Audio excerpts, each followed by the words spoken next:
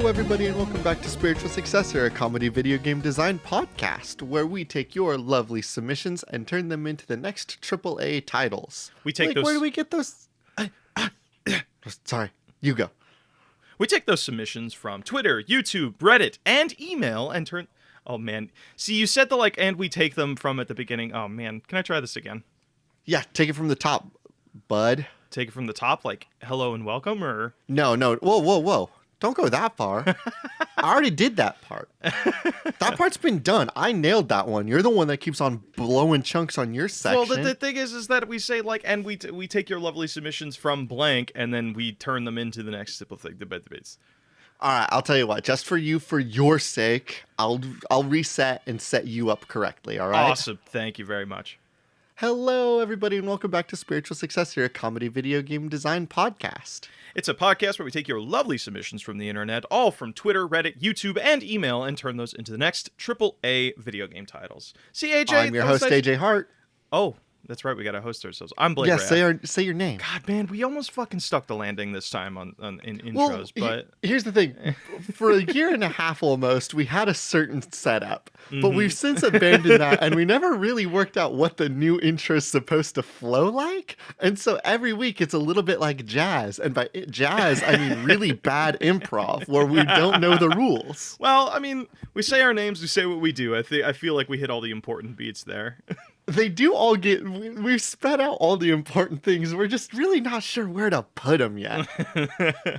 AJ, hey everybody, welcome. We know things are kind of crazy out in the world right now, but we're happy you're here and hanging out with us. We hope we can give you some good time and give you some laughs.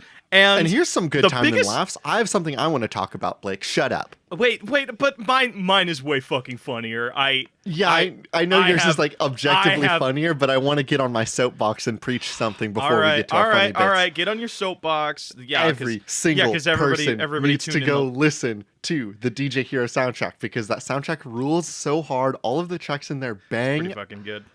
I don't know why the DJ Hero soundtrack is so good, but it really is. It owns. There's so many good mixes. They went so hard. Well, granted, it's difficult to find some of the tracks on YouTube because it's music, and music has like the most fucked up legal system ever, and there are some tracks that were deleted from the internet because of copyright law. Oh, I remember while I was listening to the soundtracks earlier today, I was actually going through the comments section, and they were talking about that. Of like, hey, I actually really love this soundtrack, and and the only way you can get that music is actually buying a physical fucking CD. It's not like nobody put it on iTunes or anything. So, but you know how much the CDs run for like DJ Hero and DJ Hero 2, AJ? I'm gonna take a stab and say DJ Hero 1 soundtrack costs $165. Wow, that's a close guess. Just divide that in half, and you've got the number. It's $80. Oh, it's only $80? Only $80 for a CD? I wouldn't pay $80 for a CD. I'd pay $80 for like a vinyl set. I'd pay $80 for the vinyl collection of Hamilton, which is $80. Well, I should say I think it's only I kind of say only because I'm so used to video game extortion. I mean, like, hold on, I'm adjusting my pop filter. All right, so you're saying the video game industry has conditioned you to pay high prices for really, really bad collectibles? I'm looking at you, Last of Us statue, or any statue for that matter that comes in a limited edition. They're just crappy thinking more PVA. I'm thinking more about like the outdated, hard to get a hold of things. Like, let me look up Tales of Symphonia. Hey, Jay, I can hear your clicky clicks. And it's not even a mechanical keyboard. That's just how good my normal keyboard is. I'm used to video game extortion because if I wanted to get a copy of Tales of Symphonia for the GameCube, a GameCube video game, do you know how much that would run me for? But see, that's different. Okay, go ahead. And this is like the actual video game. This isn't even something like as niche as a soundtrack. $150. Okay, but that doesn't surprise me. Like, GameCube, like, old games like that are like collectibles. And at the same time, it's a game. It's an experience. Like, a CD shouldn't cost that much, you know? I mean, like, maybe if it was like, I don't know, like, I guess there's the conversation of like, what should be more expensive, CDs or collectible vinyls. And I think vinyls are like, I feel like the prices are higher because they are more likely to be damaged. Like, vinyls just get wear and tear naturally over time. So I can understand like finding one in good condition. You have to pay a fuck ton of money for it. So I think that this conversation goes two places, Blake. One, we can take every little step that we need to get there, or we can get straight to advocating for pirating this video game soundtrack. And what's more DJ energy than pirating things and integrating it in new content? All right. Enough of that. What do you want AJ, to bring to the table that could possibly be funnier than what I've brought? It is funnier than what you brought. You brought up a very good point, but I brought up something that I was introduced to. There's a friend of mine that her and I like basically talk every day. And yesterday, while her and I were watching anime, she introduced me to this. AJ, I don't know about you, but one of my favorite animes growing up was Naruto. And there was a lot of, translating for Naruto. And there is a Naruto, they changed the opening of Naruto in Germany. And I just want to let you know it has rap in it. And I want you to listen to it. Oh, you didn't know about the Naruto rap? If you believe it, you can be somebody.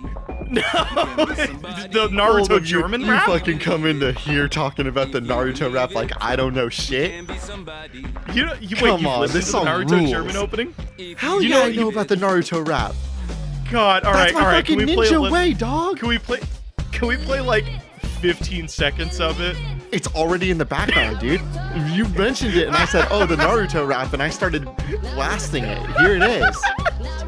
Just where he's saying off key, Naruto, believe it, and I'm like, I fucking died.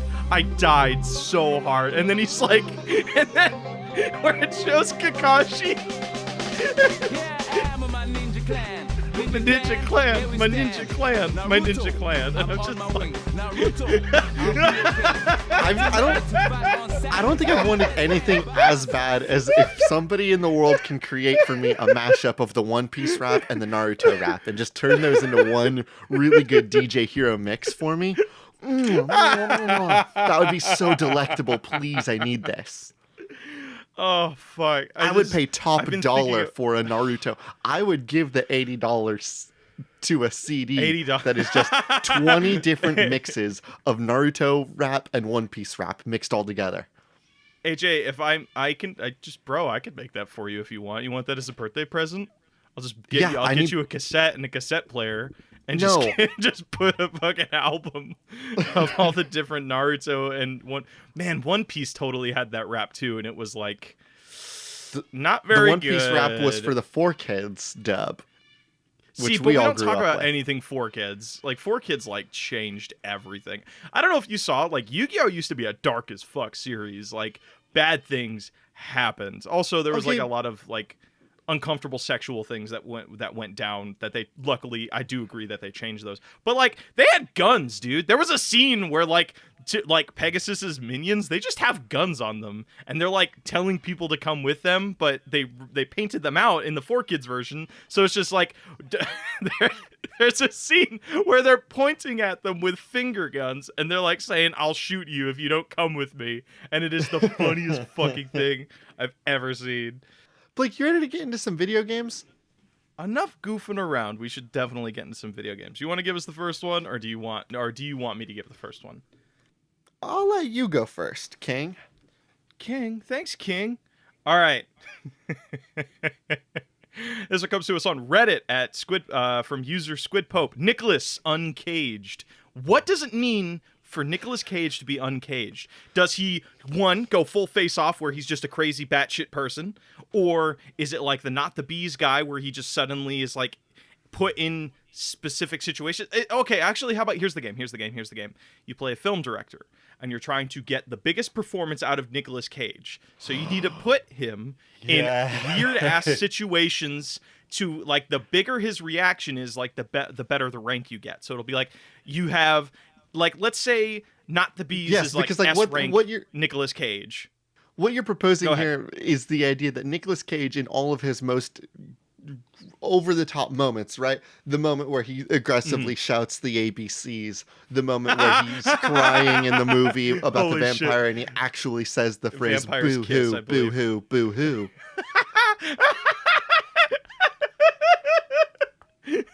That's an X. You know, all of That's these a like fucking X rank, dude. Nicolas Cage shouting and exclaiming, "Not the bees, not the bees," and also saying, "What's up, sister?" and punching a lady while just in a bear suit. This is all Nicolas Cage while limited. This is Nicolas Cage caged.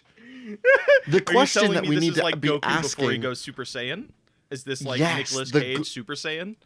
there's something beyond, and this whole game's whole Mm-hmm. purpose is like you're a director and you're like, I'm getting Cage an Oscar, but I need to push him. I need to go on some real Alfred Hitchcock level shit and really just push this man to the brink to make him go beyond. I feel like he has won Leaving Las Vegas, he won Best Actor. That movie's like a fucking I've never gem. seen that movie. Yeah, well, it was like his. I don't know if it was his breakout role, but I know it was early in his career in 1996. Yeah, he won Best Actor for Leaving Las Vegas, and then he got a nominee for Adaption. So like this is like a very much a Nick. It's the other Nick kid, the guy who just won an Oscar for Revenant. Nick Offerman. Not Nick. No. No. He was in Titanic. Why can't I remember his name? He was in Titanic. He was in Catch Me If You Can. He was in fucking Django Unchained. Also, I'm sorry, Leonardo DiCaprio is not a Leonardo fucking DiCaprio. Nick. You said Nick. I don't know, man. I just like I got Nick Cage on the brain, and I think My everybody favorite has actor, Nick in their name. Nicolas DiCaprio. What the fuck are you talking about? I mean, yeah, it was bad. It was a bad mistake. Hey, man, We went to fucking I'm not a film school, professional. and now here we are being like, Nicolas Cage got an Oscar? You know that one actor, Nicolas DiCaprio? What the fuck are we doing? Hey, AJ, I don't want to hear no lip from you. You called David Fincher David Lynch once. I don't need to hear shit from you. All right. Coming back to the game. When I picture this, I picture very much what's that game called? It's like golf. I think it's just called. Is it just called Golf Game? You mean Golf Story? What the Golf? I very much picture kind of like What the Golf? Where it's just kind of has this like kind of weird kooky texture to it. So you have each level is a different set, and you're trying to like bring or position Nicolas Cage, the cameraman, the lights, whatever, to create maybe either the biggest domino effect to get the biggest performance out of Nicolas Cage, or you are just like there's a bunch of hazards around the set for Nicolas Cage to get caught up in, and that'll be like that will be his performance. But you have to make sure the camera is in the right place, because if the camera's pointed at like jack shit while he's giving an amazing performance, he doesn't get the Oscar that round. And your whole goal is to just try and get like each scene is a different part of the movie. So like that's the story of the game, is like as you go through each scene, you kind of discover the story that is taking place within this film. It's a little bit And then, camera setup, like set simulator, and a little bit Goose Game. You're just trying to rub Nicolas Cage in all the wrong ways to get him really riled up or really in character, so that when you film this thing, it feels right. Maybe you're going in for a Nicolas Cage sad scene, so you're like, all right, I got to make sure he has a really rough day. I can't get him angry. I just need to get him sad. So, like, you need to get his coffee spilled, but it can't spill on him, because if it's on him, he's going to be mad. But if it just happens, he's like, oh, man. So are you pitching that where some of the strategy comes in is like when you're doing one level, it's going to prep him for the next level? So, like, if he went all out in the previous scene, it'll be like harder for the next scene. So like in a movie, you don't just do like each scene is like hard. It's you have to actually do a rhythm of a movie where it's like for you to have an impactful moment, you need to have a slow scene prior. Or if you want to have an action scene, you need to have like a sort of like setting the stakes sort of scene prior. So like maybe the game is comprised of like let's call them zones. Each zone will represent its own unique movie. So it'll be like Nick Cage in a romance movie, Nick Cage in Face Off 2, Nick Cage in a National Treasure style movie, and each of those zones or movies will have like 10 individual scenes within them. So you can play one scene in a session, and then like at the end of that movie, you'll be rated on how well like the movie flowed. So like it's sort of like a movie maker / Goose game. Yeah, but I love this scoring system that you're proposing, right? Maybe it has like a goose. It has like a goose game checklist, but all of that's hidden, right? You're given a sandbox and you're able to just push him, and then it's going to say like, okay, you pushed him this much, you made him this sad. This scene gets an A, but then you move into the next scene. And now Nicolas Cage is really sad, but you need him really like happy for this scene. So it's like you didn't mess with Nicolas Cage in the correct way. So this scene's going to be a little bit more difficult to get him into the mood for this scene. So now we're going. Okay, so now we're going to create the online element, right? People are going to be trying to communicate with each other and be like, "All right, I have the list of the scenes. I know exactly what order you need to get Nicolas Cage in, so you can get a perfect run, so you can get Nicolas Cage an Oscar, so you can get the gold achievable." So that's how it is too. And also here's a couple of things. This is so fucking meta, but so each at the end of each movie you'll be graded, and if you got like S rank on every single scene, or you did every single scene perfectly, that movie gets an Oscar. If you can get an Oscar in each of the 10 movies, it unlocks a biopic of Nicolas Cage himself. So it's a secret zone where you are making the biopic for Nicolas Cage. And it like maybe it just takes it reuses scenes from all of the movies, but it's not necessarily, it becomes like a BTS sort of thing. It'll be like what he's doing outside of the scene that you captured. So now, I don't is know, this maybe a biopic just, like, of real revisits world levels? Nicolas Cage, or is this a fictional biopic about our fictional Nicolas Cage within the game Nicolas Uncaged? I don't know. Like, I don't know how exciting Nicolas Cage's life is, because I mean, like, it could be a mix of both. Like, He probably it'll be owns like bones, right?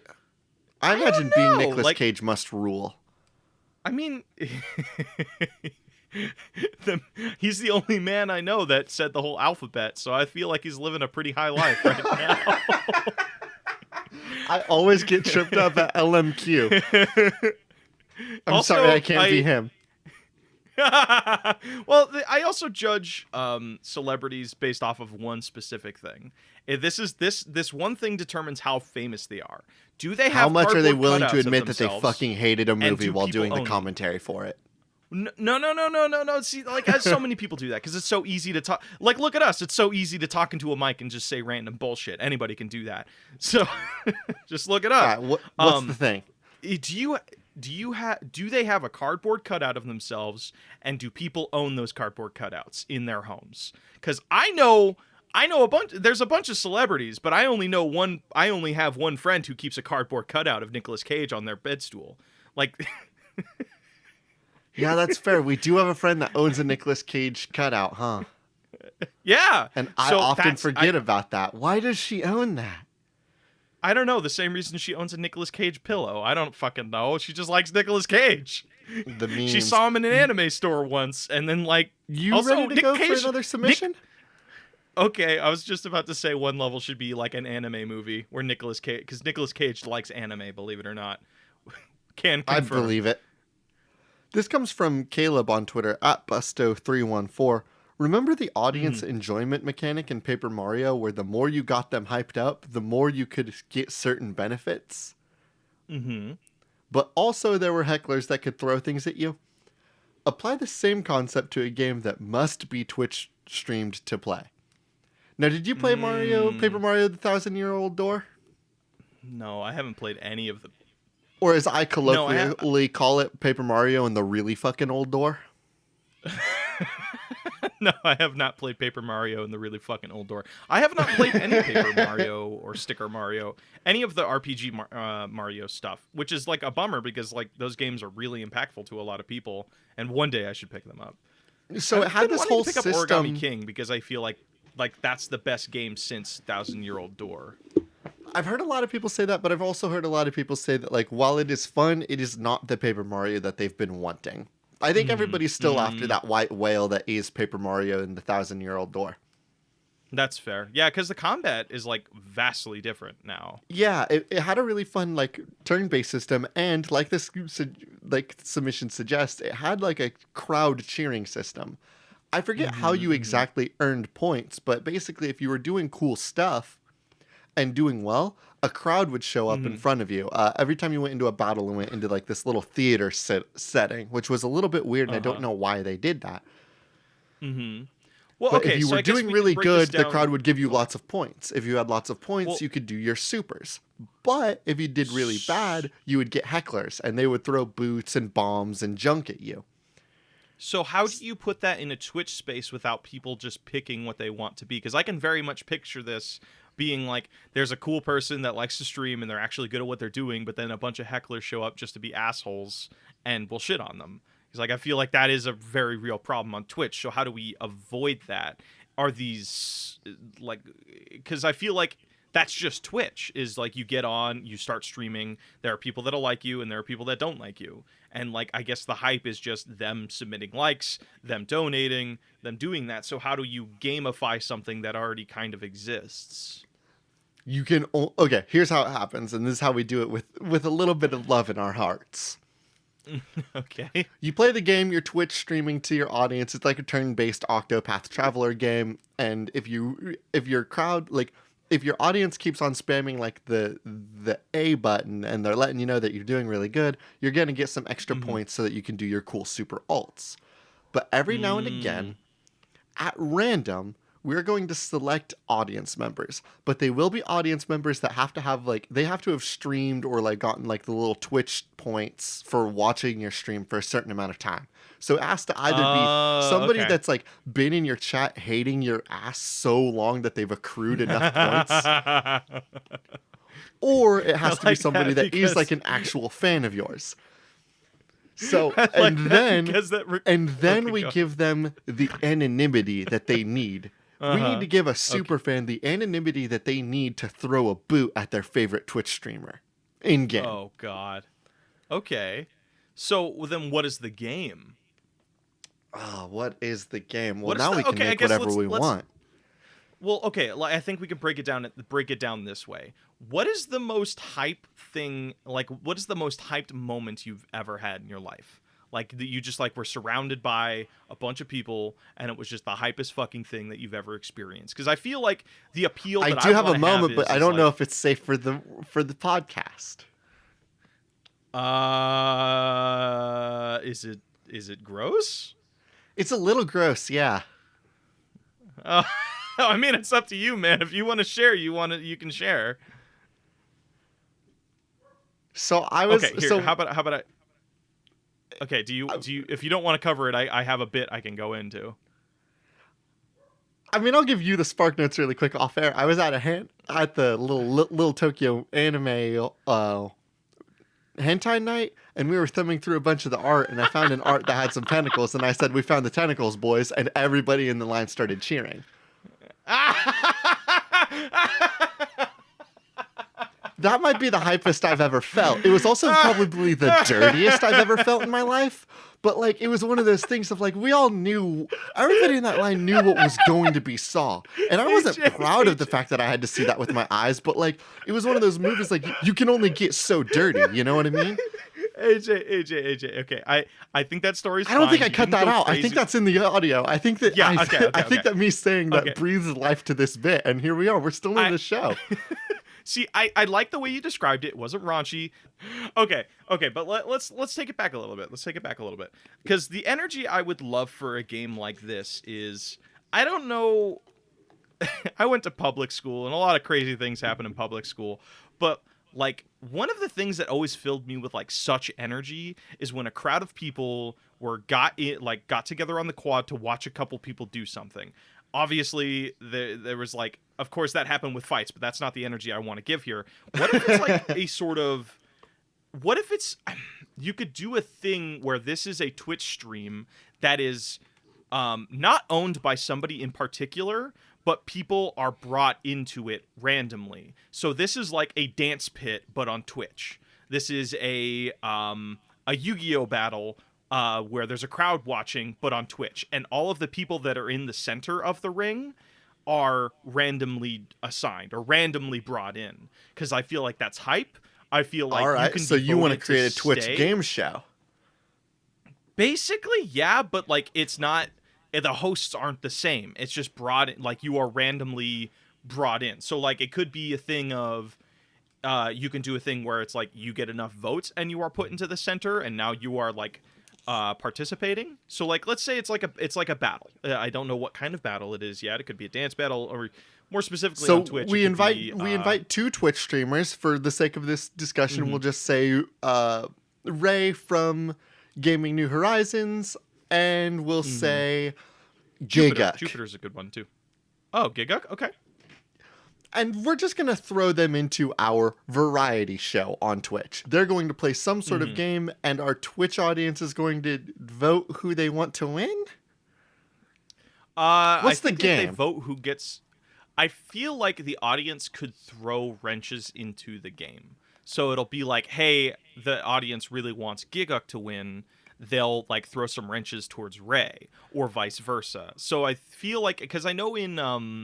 I think it's Warhammer Vermintide. There's a Twitch thing that does something similar where your 4 characters are going through the level, but the audience can basically can vote to send specific enemies your way at any given time. Yeah, so maybe that's become really common in games these days.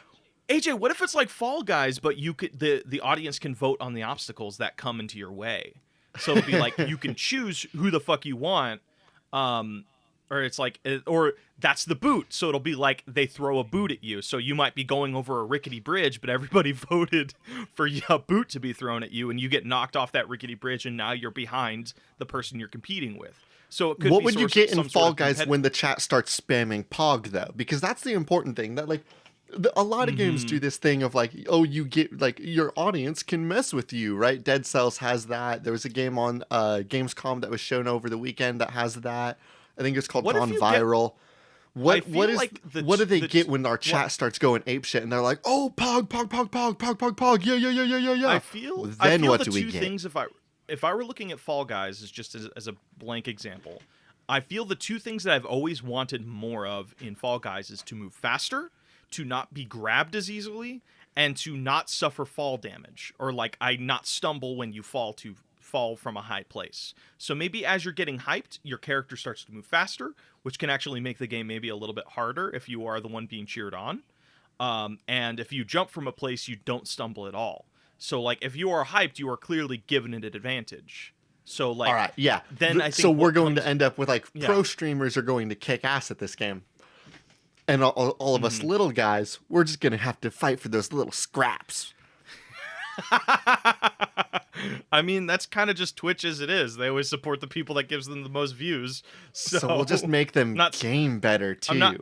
I'm not saying like I'm not saying Twitch is a well-balanced system, but Twitch isn't a well-balanced system. You know what I mean? I cannot wait to try to play Fall Guys, and David Dobrik's going to load into my game, and he's going to get pogged so hard and so fast, and he's going to win in 2 seconds. See, but like the moment you implement something where it's audience-driven, like it's like when you and I went into a short film contest where we were like, hey, if we win this, we get a chance to like get a red camera, like a very high budget film camera, and then some fucko from like New York who has like 200,000 followers made a film. Me personally, I felt the quality wasn't great, but like just because they have that audience, they automatically win. I feel like that's something that always will be in effect with community like driven games like so why make a video game about games? Well, I guess there it is. It says, hey, we did what we said on the tin. Make a game that shouldn't be made. That's fair. All right, I got a game for you. All right, hit me. This one comes to us, finally, AJ.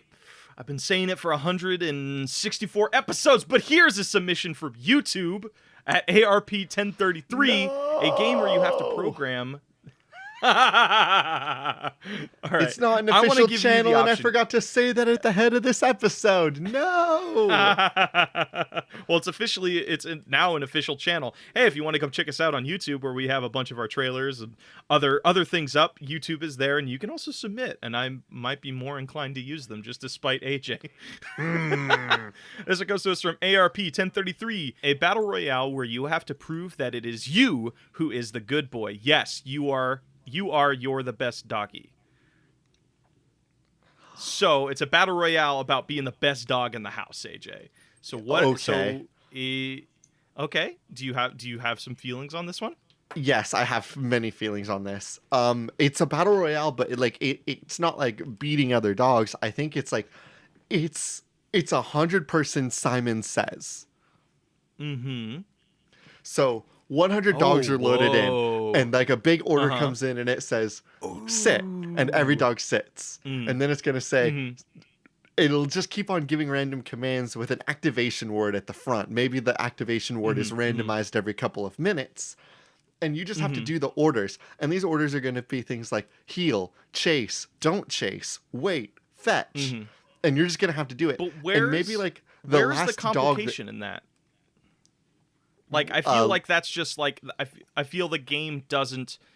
It feels kind of boring to me because if you are just sitting there, there's nothing interrupting you while you're playing the Simon Says. So if you're just paying attention, you can win this game. Like, it's not the only thing that would maybe like be hard about that is if like the commands were speeding up, so you had to like do them and then immediately get into the next command, and then that can feel repetitious. So I think there should be some activity that the dogs also need to do that is then interrupted when they are given a command. So all like right, they yeah, could that's a be great like, point. hey, What are you thinking? they I feel like we just look at what dogs do. They like to move things. They like to play fetch. They like to just go be with their owner or like go nap. So there could be in a weird way, actually, I think what would be kind of fun is if you introduced a random element to it, where in Kirby's Dream Course there was this weird element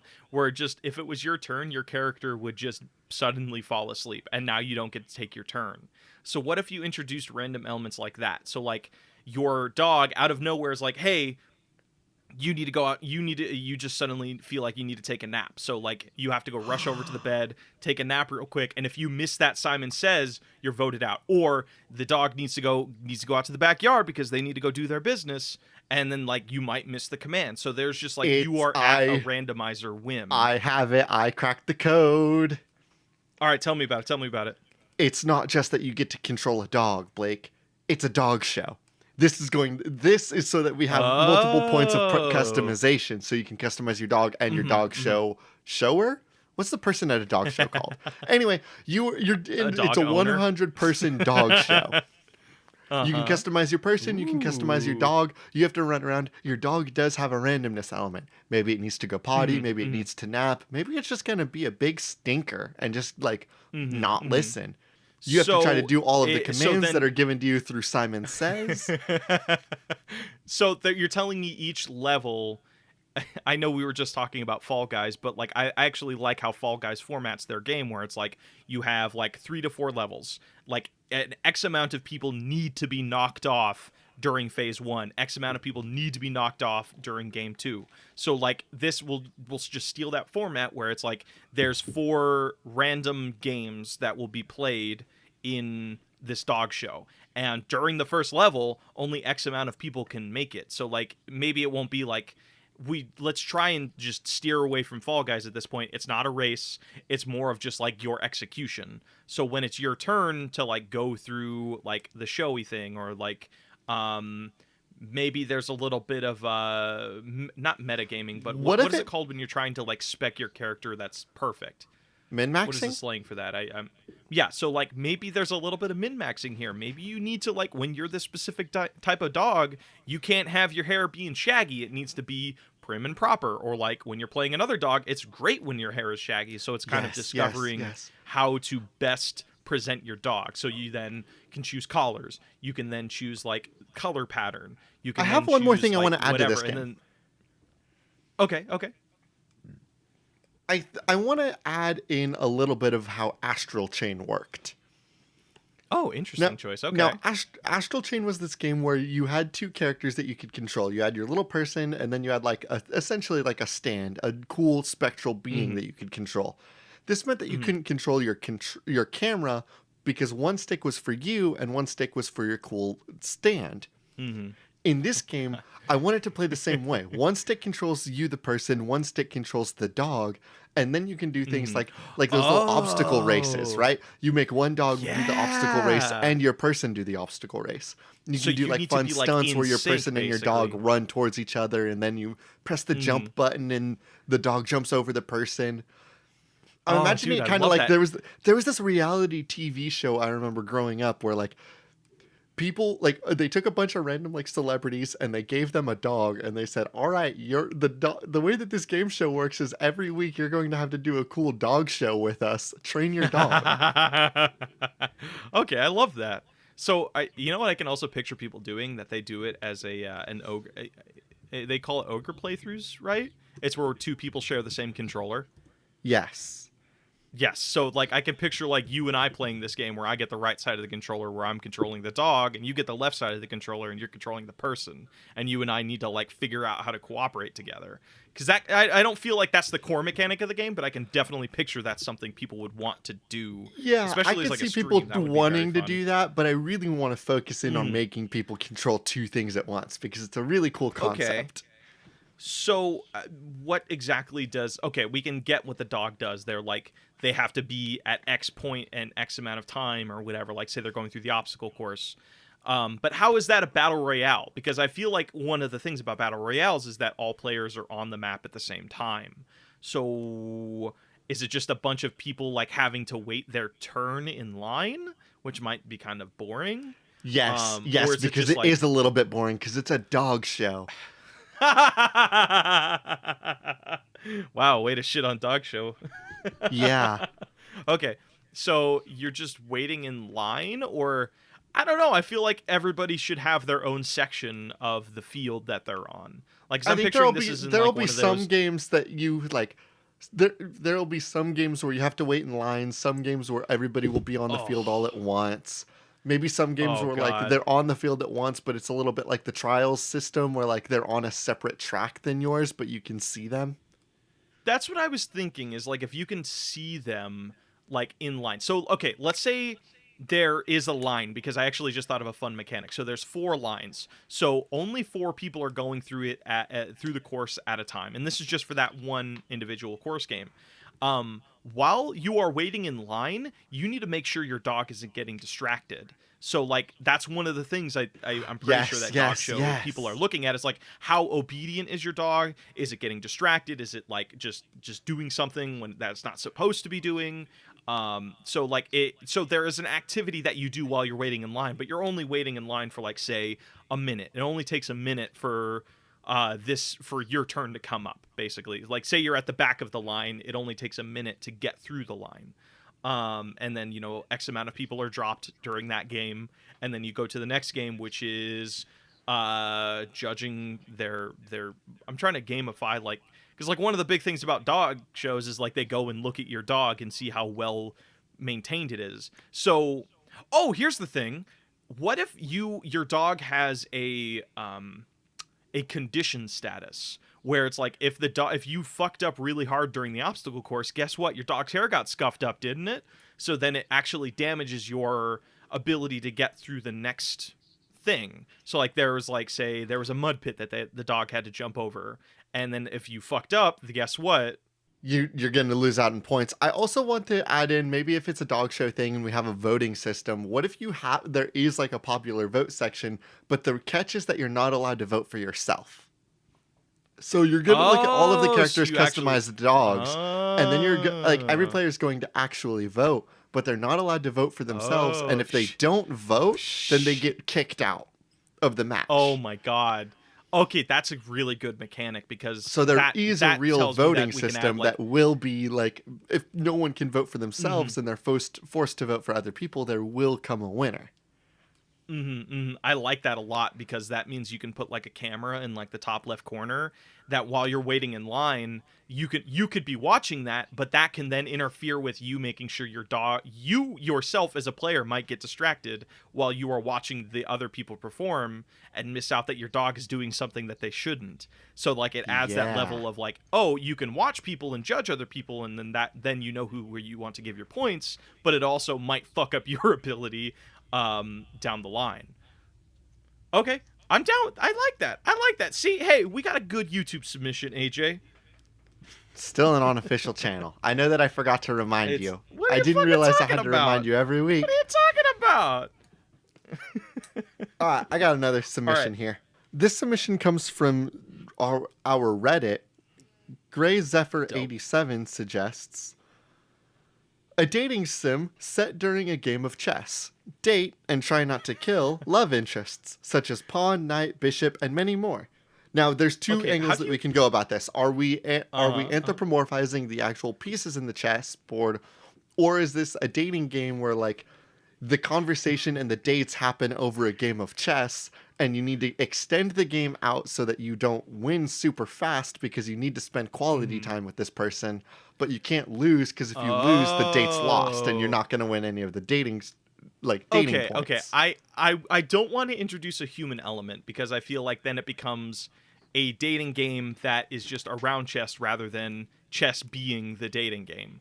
So I think they'll be anthropomorphized only a little bit. So the chess pieces look the same, but they're saying like very romantic things to one another. Because that gives me super hardcore like Thomas Was Alone energy, where it's just this inanimate square that has like these very, very colorful like lines of dialogue. So maybe you can do a romantic game where it's all in the dialogue. It's not about appearances. It's not about how sexy the queen piece is or how handsome the pawn piece is or whatever. It's just about the words that they are saying to one another. But it has to be like super engaging though. So with the dating, the dating isn't necessarily with the player and the person that they're playing chess against. It is the pawns dating the other pawns. Is that what you're suggesting? Is it like a dating sim in the way that like AJ, the Fire Emblem games become dating sims and like positioning the squares next to each other makes their points go up? No. I have it. So each player of chess. So you and I are playing this. I see the board one way. You see the board another way. When I look at your pieces, they are color-coded to match a specific piece on my board. So, like, I know that this pawn wants to date this rook really badly. And if I can capture that rook with that specific pawn, I get extra points.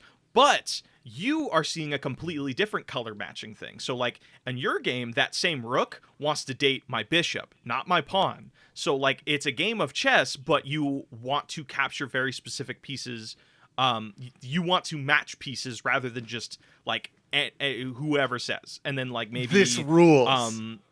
You like that? You like that idea? Like, and then maybe if you can match it, that's when you get like a cute little line of dialogue of like, to like that say my pawn captures your rook. It like unlocks a little dialogue thing. Yes, that's, like, super cute and romantic. It's that whole like romance growing system, but it isn't based on like the units standing next to each other like in a Fire Emblem. It's based on if that unit hits that other unit, then the points go up a little bit. I don't know if I want this. Okay, hear me out. This is wild. I don't want it to be PvP.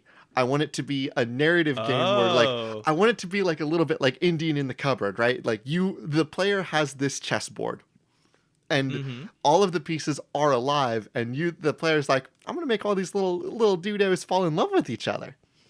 So they start playing chess, and maybe they're inviting friends over to play these chess games, and then like you see on your board the little objective that you need to expand those romances. So you go ahead and move those little guys over, win chess the way you need to get those points to go up, so you can extend the little romances. So hold on, really quickly. So you're saying me and you would be working together to tell this story? Yeah, I'm saying that when you and I play this game, it's a single-player game, but you and I are both sitting on the couch with one controller. I'm not saying that you and I play chess against each other. I'm saying that the player plays chess against an AI. I feel like that loses all tension of the game, because you know what that devolves into is like, if we know that my pawn wants to get with your rook, those are the only pieces you and I are going to move. Why move any other pieces? So then it would just become a very monotonous game of like, okay, I'm going to move this one space, and maybe in 5 turns we'll get to that point.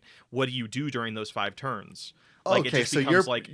So you want to create this game where, like, in order to see your love and your game progress, you have to keep other people from progressing their game and their stories. Yes.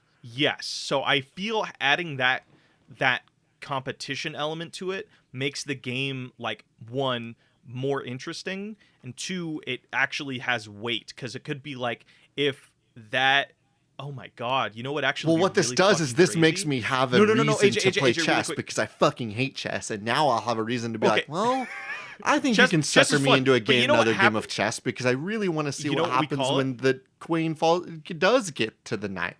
Really need to see AJ, that romance. you know what? No. You know what? Like, and we make this actually really fucking sad, because this will actually make the opponent feel for like what they're doing. Because like when I play chess and I capture something, I feel nothing but joy and hype and feel good. But I want to feel bad when I capture like my opponent's chess piece. And you know how we're gonna do that is, go back to that original example where my pawn really wants to get with your rook, but that rook really wants to get with the bishop. What happens to my pawn when your rook captures my bishop? They don't have anybody they can love anymore. They suffer a heartbreak and are removed from the board. So it could be like when you capture something else is removed from the equation. So yes, it's there's like a little bit of a randomness feature to it. I love that a lot. Mm-hmm. So it could be, and you don't know. So like say my pawn was right in that position to take out a bishop or a knight of yours, but you decide to just sacrifice that so you can capture my bishop. It turns out that same pawn will just disappear, and then shit just suddenly goes in your favor. So like I feel adding that little bit of like unknown random element, and also like that piece that gets removed has a really heartbreaking line. So we call it like chess, love, and heartbreak. I didn't expect us to get this much mileage out of this idea, by the way. I remember seeing it on Reddit. Yeah, I very much want to put a pin in this. Let me give you some lightning round ideas. All right, this one comes to us on Reddit at It's a Me Mitchell, a reverse tycoon style game where you lead a multi-billion-dollar corporation and must financially ruin it as fast as possible. So this is like reverse Monopoly. So this is like a board game or some sort of digital game where all the pieces are owned at the beginning of the game, and you are randomly assigned those pieces. And the thing that makes the game interesting is those pieces some pieces are harder to get rid of than others. So then you need there's a game that the Game Grumps are playing right now. It's like it's a Japanese board game thing where you actually like purchase stocks and invest in companies.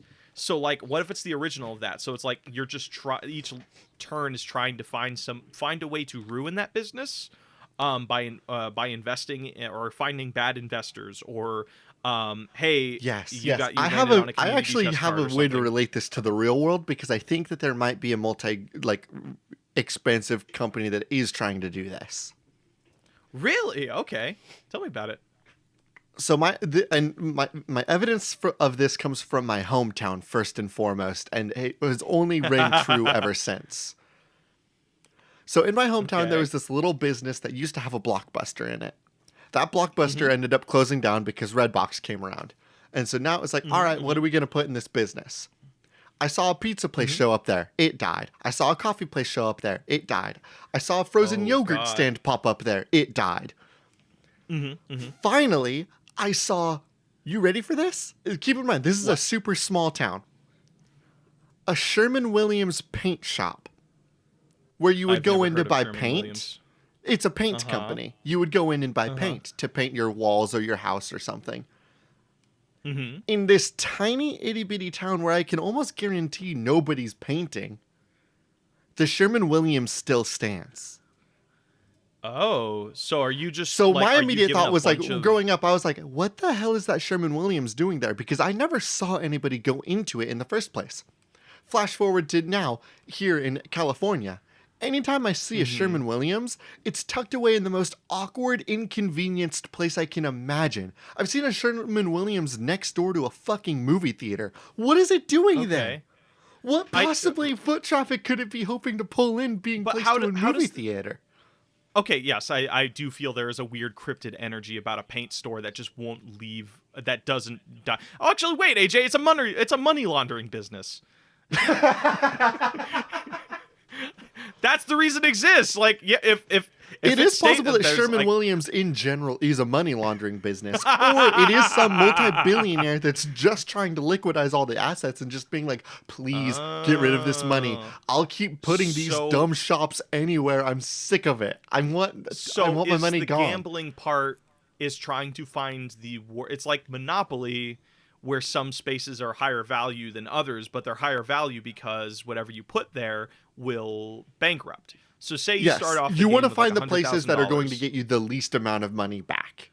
and then that they will just have to like support. Like I'm trying to figure out the gameplay here, because like, is it like community chest? I think that but this the game is cards like you're a looking cookie for clicker. Are the ones where like, I'm imagining something that's like Interesting. a How do you big mean? map of a town, and you're operating on a clicker system, like an auto clicker timer based game.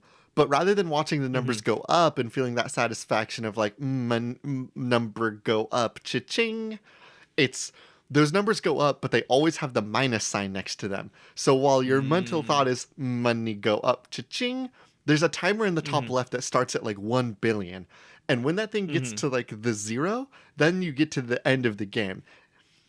It's an auto clicker so you're business thing without an Okay. infinite cap. It has a reward point or an end point. Okay. So in the thing that the unlocks are things that just like blow more money. So actually this is kind of a fun idea. So there is like a weird give and take. You need to have enough businesses to where you are taken seriously, and then at that point you can then spend bigger amounts of money. So it's like, hey, you're known as like, hey, you're the big paint guy in town, let's throw a big party. And your character and your player's like, oh fuck yeah, that's just like, I can throw away $100,000 at this party. So it's just like, you need to be a little bit big to give yourself more opportunities to spend money. Yes. I don't think that's how it works, but like maybe that's how this game could work. Well, you know what they say, then, you got to make money to lose money. all right, give me another the lightning round game. Hey AJ, can I eat a Slim Jim right now? No, you cannot eat a Slim Jim right now. But I want it. You son of a bitch. That better not be a Slim Jim you're trying to slap into.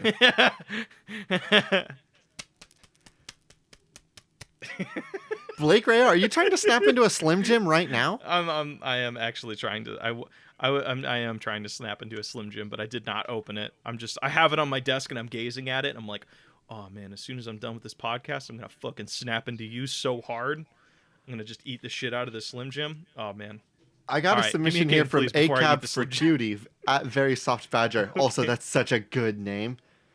That is a very Animal good name. Crossing Event Horizon. The villagers have grown tired of the dull tidings of Earth and board a spaceship to explore the cosmos. You are forced to pick your 10 villagers at the start of the game, and their true colors are shown as stress rises on board. Okay.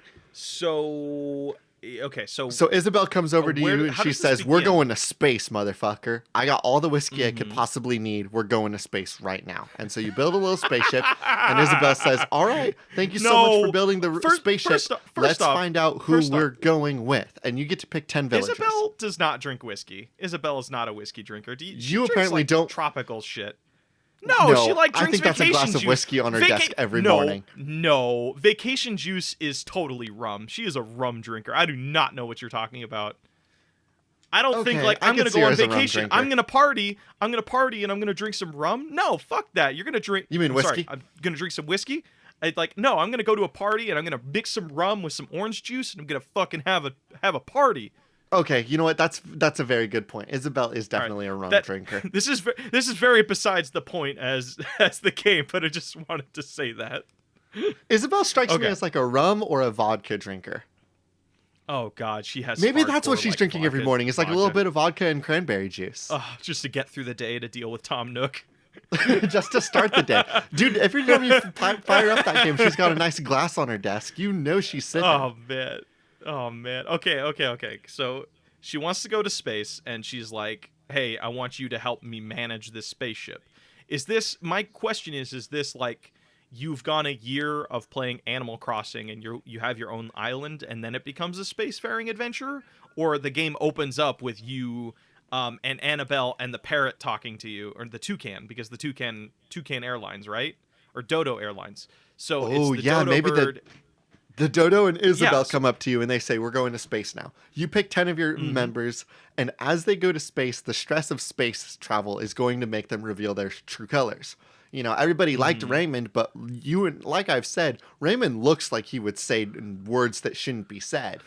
I hate Raymond so Hey, much. AJ. I've met guys in college that look like Raymond, and they're the kinds of guys that are like, it's just a word. I think that I should be able to say what I want. Raymond looks like Ben Shapiro. I said it. Hey AJ, what's worse than racism? Space racism. But then, like, 'Cause on you top of can't- that, like, who else do we think would be like a really, really bad character under pressure? Timmy and Tommy? I think that they're going to fare really Timmy well and- in space. I'm Timmy? putting them into space immediately. They may I don't try to know, start a coup, because- but I do see- believe that they would be able to take care of whatever needs to get taken care of. I think the idea of Timmy and Tommy being in space is actually, I feel it would actually make them murderers. And here's why. Because they're going to run out of things.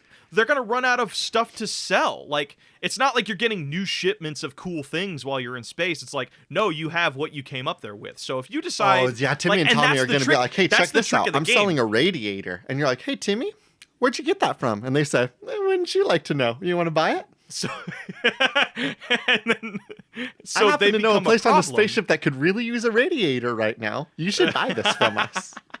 Hey, I suddenly lost my radiator. Do you guys have any extras? We just so happen to have one in stock. It's going to cost you 2,000 space bells. Sterling, so 'cause- while I love him very much, he will kill somebody to gain power on the spaceship. I believe that in him. It's just part of his kingly knightly duty. He's going to be the strongest one on board, so he's going to believe that he has the right to rule. And he I was does, under the impression- admittedly. Who do you think Go would be ahead. a bad person to bring onto a spaceship because, like, their true colors would start to show? I feel like... and this is how I feel about all of the Animal Crossing characters. I feel a lot of them are one step away from going fucking insane and bananas. Like, for example, the museum owner... like, he's so invested in finding things. I feel like if he's put into the vacuum of space where there's no discoveries that have ever been made, no alien life, the moment he gets the fucking scent of just a new alien species, he's going to do anything in his power to be like, I want to discover this. I want to be the one to be like, I'm the first person that found this. Annabelle, she's like in a contained space. She's like, she likes control. She likes Isabel. Blake, you need just to get her name right. Sorry, did I say Annabelle? And I'm a fool. I'm a foolish fool. Yes. Isabel. She's like, she likes control. Not in like, she likes order. She likes things to be going smoothly. Space traveling is not as smooth as she fucking thought. People are going to be doing uprisings. People are going to be like, hey, I want to do this. And, you know, the people that aren't in control are going to be like, hey, we need to work as a team and do this. I feel like that's going to make Isabel fucking snap. I feel like everybody on that spaceship is going to be a ticking time bomb. I don't see this game ending perfectly most of the time. What a good game. And I think that this is why this would work excellently as like a DLC to this game, because what I love is the idea of like everybody has villagers that they're not super keen on. You can just send them to space. Now, tragically, Oh my God. once they go into space, they are now stuck in a permadeath They go game system. They go space crazy. They go space crazy, they do get spaced, they die forever. You have to find new villagers. Okay. Do you have a video game All for right. me? I Or have do you want to hunt down our nug? nug? Let me look really quick.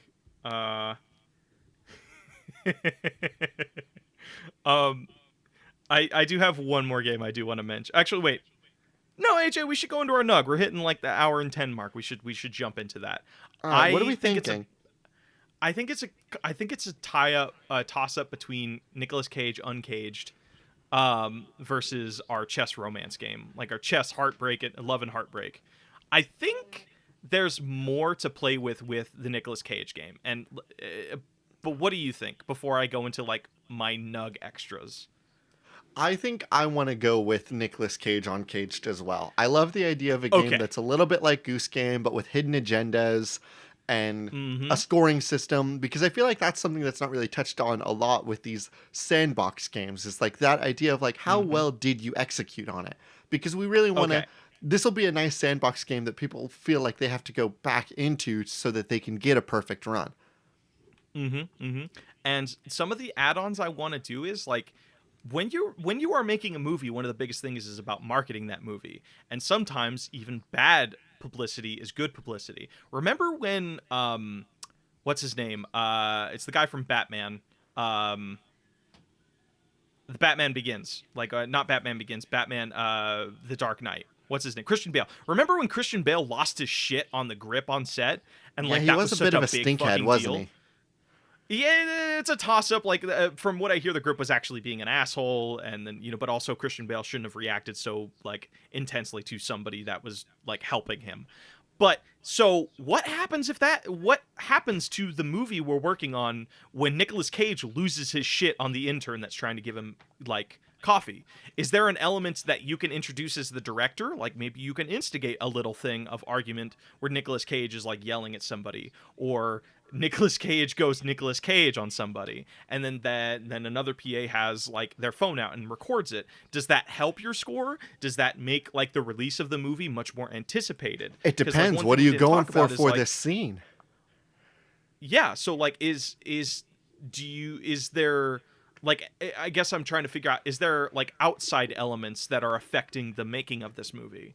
So it'll be like if you build up the hype for this movie because some crazy thing happened on set that was either crazy or like, oh man, that's so hype, I can't believe Nicolas Cage did this whole thing on set. Like, like when people talk about actors who do their own stunts, that creates this level of hype for a movie because people want to see like Tom Cruise actually hold on to the side of a plane in the new I think Mission that's a Impossible very movie. difficult thing to try to like instigate within the game, like the idea of like the outside game advertisements. I think that this game is a game centered on pushing your actors so far during production. I don't think that we want to try to do like outrage marketing with it. Now, granted, there's going to be some of those hidden agendas that do revolve around outrage marketing. I love the idea of having an intern or a set PA with their phone out, and so you're like, check this out. I'm going to piss off Nicolas Cage right now that he's on camera. Or maybe you see that there's a level where the PA has their phone camera on and you say, I need Nicolas Cage to be happy. I'm going to go ahead and let him play with a chipmunk right now.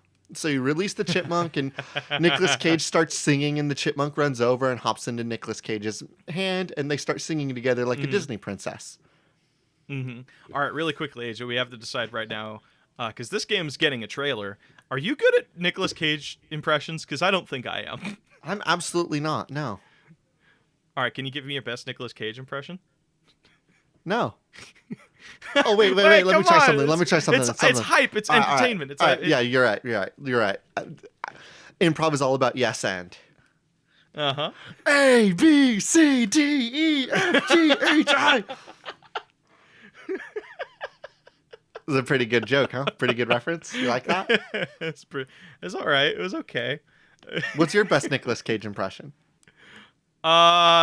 Nicolas Cage, I'm more about like the oh god, I'm looking at his face right now. What the fuck? Hey, that was maybe the meanest thing you've ever said on the podcast. Wait, what? You just said, "Oh my god, his face." Oh my god.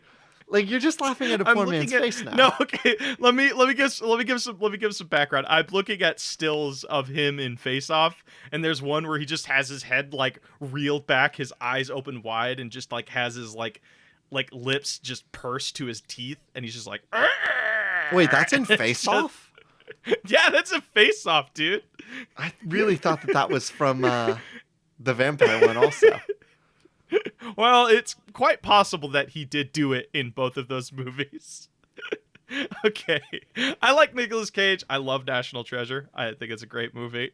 Oh, who doesn't love National Treasure? Yeah. Oh, yeah, it's a great movie. Okay. So, that's our game.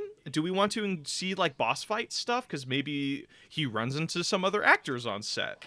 And maybe he runs into a specific director. So let's look at some boss fights. Let's go ahead and check out some boss fights. I got a boss fight here from Zendrika. Zendrika suggested a loud ass cricket hiding somewhere in my room. So maybe there's a level where there's a cricket going on, and it's putting the sleepy cricket noise. It's putting our dear friend Nicolas Cage to sleep. So you got to say, I have an idea. I'm going to make Nicolas Mhm. Cage fall asleep during this take. So you hunt down Okay. that little cricket and you put it in a box. You put that box inside of another box and you ship that box to yourself. And then when the package Okay. arrives, you put it in a scene with Nicolas Cage. Okay, so is the thing that's interesting there, is that implying that there are tools that you have access to? Because like in Goose Game, well, I guess those are just like not necessarily tools but abilities. So like, what would the abilities of our director be? Well, It'd no, be they like can say, "Hey, move Goose here," Game has a or sandbox, so like there's things that you can put stuff in, right? Mhm. Like maybe there was a mission where it's like put the soda can in a cooler, so you put the soda can in a cooler. It's shit like that, right? So you could pick up a box, and maybe there's like every set will have boxes there with it, so you always know as a key mechanic in the game, I can always put something in a box. That's just something that I have. That's the power I have as a Okay. human with thumbs. I can just put shit in boxes. Okay. So that's one of the abilities. I have a boss fight that I think you'll actually love. I All right, didn't hit me. know if you knew this, but Disney's working on a live-action adaptation of Hercules, and you know who they've casted as Huncules, right? In his prime, Nicolas Cage, and at least ancient meme archaeologist suggests the divas from the pot in Disney's Hercules.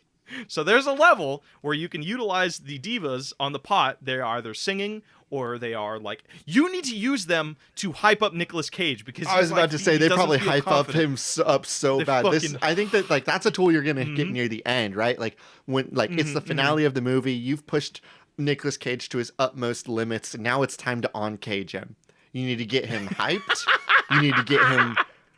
You need to get him so jazzed. You need to get a couple explosions around him, and you need to get him in front of camera with a close-up. Because if Nicolas Cage is going to come on caged, you need a good close-up and a good wide. of You the need smolder, as many the cameras on the him as possible. The This is the uncaged moment. smolder that is Nicolas Cage. Yes. Okay. I like the idea of just Nicolas Cage just in a fucking just like he's battling the basilisk or whatever, the Hydra of Hercules, and you just have the divas in the background just chanting and chorusing, and just like that sounds like actually a really cool scene. Trying to Would think if I've Nicolas played a Cage work video as an game that action has like hero a now? cool chorus singing in the background during one of the fights. Probably Devil May Cry. Like of all games, I feel like that's the game. You know what? I there's don't think Devil May Cry has any choruses. Really? Yeah, no- especially the new one. That does make sense because he's like, it is more electronica rock sort of vibe. Well, Dante's like all like death metal. Nero's like Sweet. cool like electronic prog rock, and V, what the fuck was V's musical orchestra, style? because he's a little poet edge boy, dude. Did he have reading violins in yeah. his musical track too? Probably if one of his emotes is like that, he has a I little. think his violin was that he starts screamo playing. actually. God, what a fucking just Jesus Christ. God, Devil May Cry 5 owns so hard. I'm gonna replay that this weekend. He's just so edgy. Like Devil May Cry is cool, and I really do love V's design. The idea of like tats that come off of you to form animals, and also just having like again, AJ. This harkens back to what we were talking about last episode. He has a trench coat, and it works because it's open. Oh God, you're right. It works because he has an open chest. But like also just like just a guy talking in like Edgar Allan Poe poetry. I'm like, oh, you fucking edgelord. You just absolute edgelord. I heard one time. Okay, I think a friend of mine somewhere told me that Devil May Cry is essentially everything that you secretly think is really cool. That's a good description. I like that a lot. I love it very All much. right. I'm going to sit down and play Devil May Cry 5 again very soon, I think. I'm due for a replay. Okay. So Nicolas Uncaged. That's our game. Let's go That's to our patch game. notes. Let's go to patch notes. How's it going, everybody? Welcome to patch notes. So really quick, something that Blake and I are going to do this week is I experienced a little bit of a bummer where a podcast that I listened to really regularly ended up going on a brief hiatus. And one of the things that they did that I really, really loved that they did at the end of every episode was each of their hosts dropped off a little loot drop, something that they had been experiencing the last week that was a little bit niche, but something that they were really enjoying and was bringing them a decent amount of relief these days. So I wanted to go ahead and steal theirs because they're not going to use it for a little bit. And Blake and I are going to do our own little loot drops. So the first one is going to be from me. It's an album from an artist named Kid Quill. His album is 94.3 The Real. It's a really cool little like happy vibe hip hop album that is in concept to feel like you're listening to the radio, which I thought was really interesting because I don't listen to the radio at all anymore. So hearing little skits at the beginning, in the middle, and the end of being like, and now we're going to play this track was really nostalgic in a bizarre way. So I definitely advise checking that out. Blake, Wonderful. what's your loot drop for the day? I have two things I really want to recommend. Like, first off, I kind of want to give context.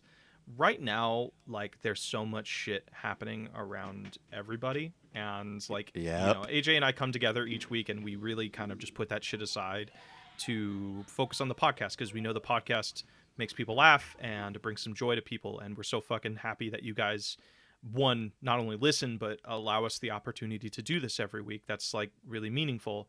But when we're not recording, it's just like, you go on Twitter and you go on Facebook, and there's just like a lot of hate, there's a lot of arguing, there's a lot of just people from different perspectives just saying their pieces, and a lot of it fucking sucks.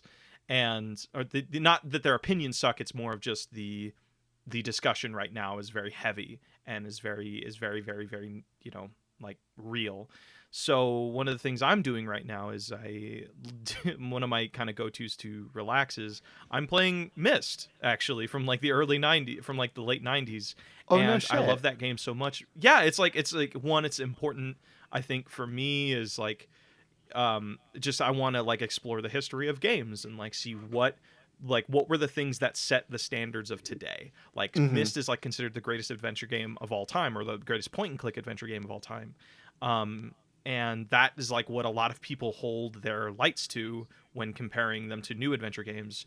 And I'm going through it, and it's just like, it's a game that's all about atmosphere. There's no music, there's no like intense sequences. It's just like you are on an island and you're exploring it, and it's just so peaceful and it's so quiet, and like, but it's just also so engaging because like every minute you're trying to solve a puzzle. And that's super nice for me because like I have like anxiety, and just like listening to all this shit is like ramping that stuff up. And to have something where I can give all of my attention to but not feel like it's taxing is really fucking like special.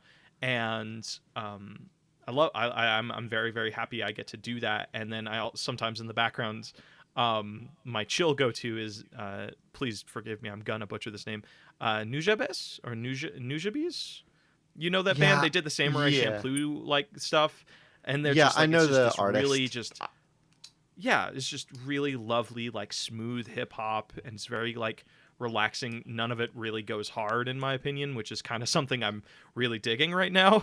Yeah, for sure. Having things that are a lot more relaxing right now is really cathartic.